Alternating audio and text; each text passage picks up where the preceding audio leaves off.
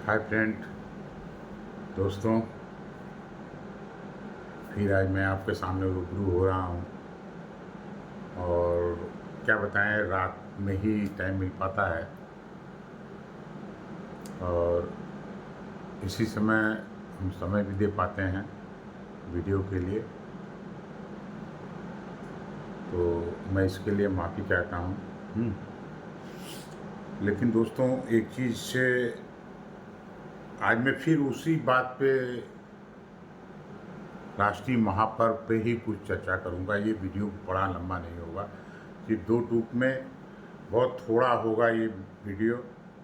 और किसी को समझाने कहने की ज़रूरत नहीं है, सब जानते हैं, सब जान चुके हैं कि लास्ट टाइम जितने भी चुनाव हुए हैं अभी तक क्या पोजीशन रही है, कैसे रही है।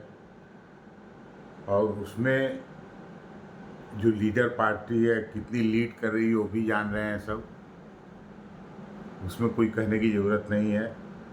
तो दोस्तों, मैं ये कहना चाह रहा हूँ कि चाहे किसी भी कीमत पे कुछ भी हो जाए, अब जो चुनाव बचे हैं, 1 तारीख इंड है, 1 तारीख के बाद कोई चुनाव नहीं है, उसके बाद वोटिंग काउंटिंग शुरू हो जाएगी। तो दोस्तों, हम सिर्फ इसलिए आज आए हैं कि सबसे एक हमारा रिक्वेस्ट है कि हर व्यक्ति बूथ तक जाए, अब भरपूर वोटिंग करे, देश के पक्ष में, राष्ट्र के पक्ष में, मानवता के पक्ष में, इंसानियत के पक्ष में, रक्षा सुरक्षा के पक्ष में। एक भारतीय होने के नाते हम सबका यही दायित्व है और इस दायित्व को हम सभी को मिलजुल कर पार्टिसिपेट करके और निभाना चाहिए।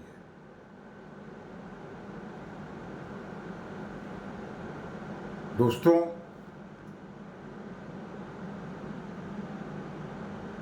चुनाव बहुत ही बढ़िया हो रहा है और रिजल्ट भी उसी के अनुसार बहुत बढ़िया आ रहा है।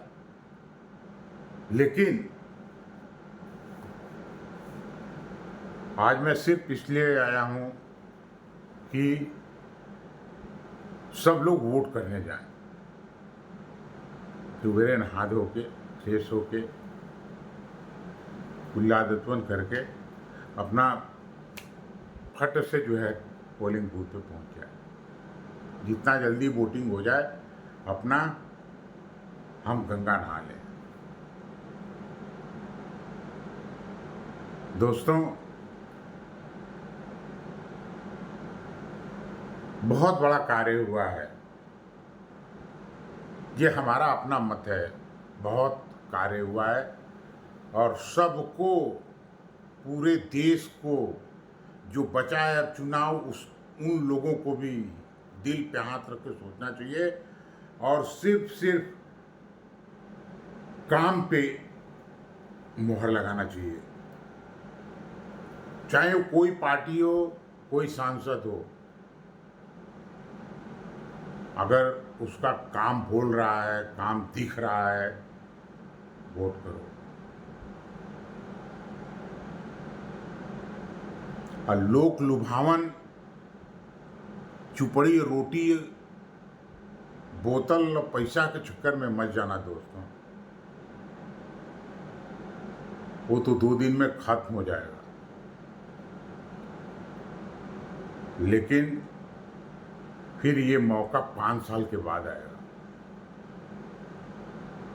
दोस्तों, ये बहुत ही इम्पॉर्टेंट घड़ी है, देश को शीर्ष पे ले जाने की घड़ी आ गई है। कुछ समय और रह गया है और हमारी सबसे यही हाथ जोड़ के करबद्ध सबसे निवेदन और विनती यही है कि सिर्फ आप विकास पे वोट कीजिए, सिर्फ विकास पे वोट कीजिए, सब कुछ भूल जाइए।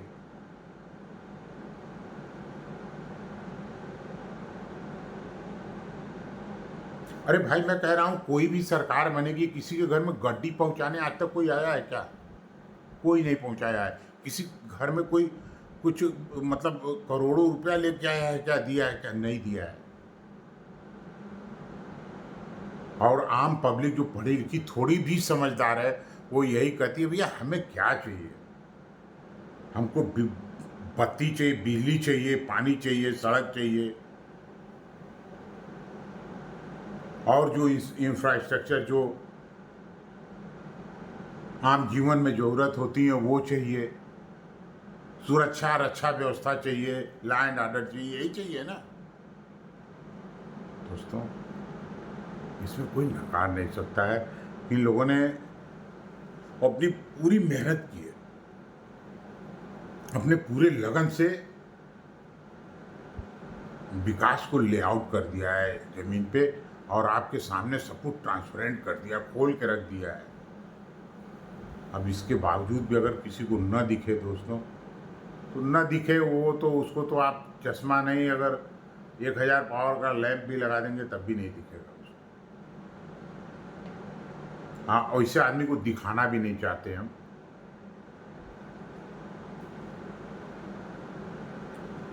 योगी जी देखिए, उनको क्या लेना है देना है दुनिया से और दुनियादारी से। उनके पास तो ऑलरेडी इतना बड़ा ट्रस्ट है, गोरखनाथ मंदिर के महंत हैं, उनको दुनिया क्या चीज़ की कमी है उनके पास। आराम से जो है कई सब आदमी काम कर रहे हैं, दुनिया का आनंद है वहाँ, सुख है, भजन भोजन और गौ माता का जो है डेली सेवा।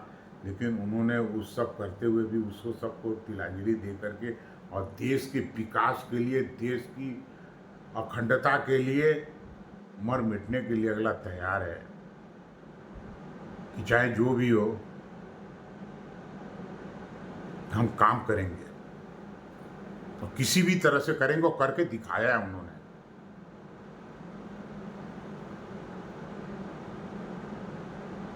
कहा उन्होंने ना कि या तो तुम जेल में चले जाओ या तो हमारा प्रदेश छोड़ के भाग जाओ। तो वो बहुत सारी चीजें बहुत हद तक दिख रही हैं।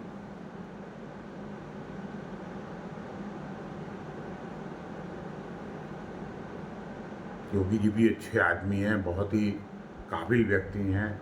वो भी मोदी जी की तरह 18 घंटा काम करने वाले व्यक्ति हैं। ठीक है, मोदी जी बहुत एजेड हैं और योगी जी का अभी उम्र ज़्यादा नहीं है, यंग है, लेकिन फिर भी एक जो समर्पण की भावना है, राष्ट्र के प्रति समर्पण, ये बहुत बड़ी चीज़ होती है दोस्तों। ये सबके अंदर नहीं आती है।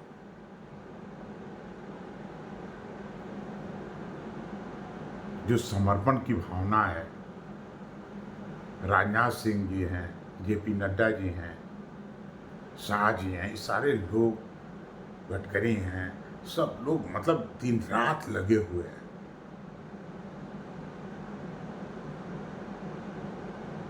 सिर्फ इसलिए कि हमारे देश, हमारे देशवासियों का विकास हो, हमारे देश का परचम पूरे विश्व में लहराए।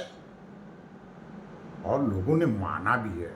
मैं सोशल मीडिया में बहुत लोगों से इंटरव्यू वगैरह होता रहता है, बहुत हाई क्लास लोगों की तो बात होती है, वो लोग कहते भी हैं कि नहीं भाई, पिछले 10 सालों में हिंदुस्तान ने पूरे विश्व के सामने अपना तस्वीर बदल के रख दिया है। एक अलग अलग किस्म का इमेज प्रस्तुत किया है। पहले हम लोग जाते थे एयरपोर्ट पे, चेक इन वगैरह में जिस तरह की वो होती थी, सब अजीब के निगाह से देखते थे, लेकिन आज वो स्थिति नहीं है। बहुत बदलाव आया है। फॉरेन नीति में तो बहुत ही बड़ा बदलाव आया है, हम उसकी कल्पना नहीं कर सकते। अब जिसको न मानना हो तो वो नहीं मानेगा, कभी मनबे नहीं करेगा। दोस्तों, हर क्षेत्र में, इंफ्रा में, मेडिकल में, उन्होंने कहा था सबका साथ सबका विकास, उसमें भी सब कुछ हुआ है।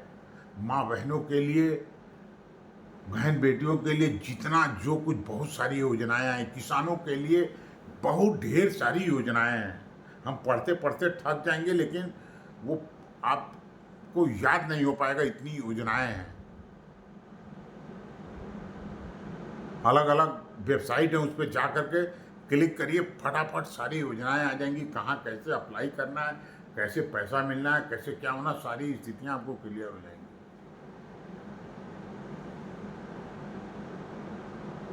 और सबसे बड़ी चीज़ यही होती है, शिक्षा, स्वास्थ्य और इंफ्रास्ट्रक्चर, पानी, शुद्ध वातावरण, साफ सुथरा माहौल और सफाई के लिए तो भैया जब से उन्होंने आया तब से सफाई का अभियान ही चालू किया है।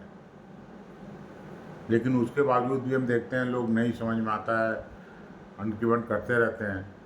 लेकिन चलिए ठीक है, जब भी जागो तभी सवेरा। जिसको जब समझ में आएगा, जब भी जाएगा तभी समझ में आएगा उसको। हमारे कहने से, आपके कहने से कुछ नहीं होना है।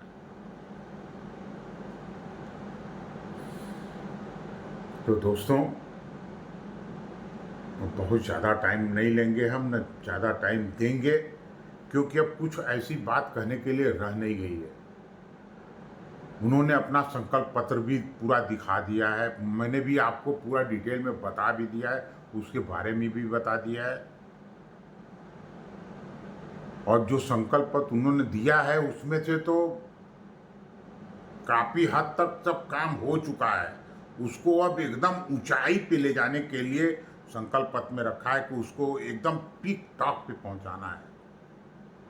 लेआउट तो उसका हो चुका है, काम भी लगभग 75% 50% हो चुका है। 100% के लिए वो एकदम पीक पे जाएगा, वो तैयारी भी हो चुकी है। 100 साल का विजन है दोस्तों। कोई अगले 5 साल के लिए नहीं सोचता, वो 100 साल की आगे की सोच के चल रहे हैं, उस हिसाब से काम कर रहे हैं। ये बहुत बड़ी बात है, बहुत ऊंची सोच है। और ये सोच संगठन से आती है। एक नेतृत्व, संगठित नेतृत्व होता है, उससे आती है।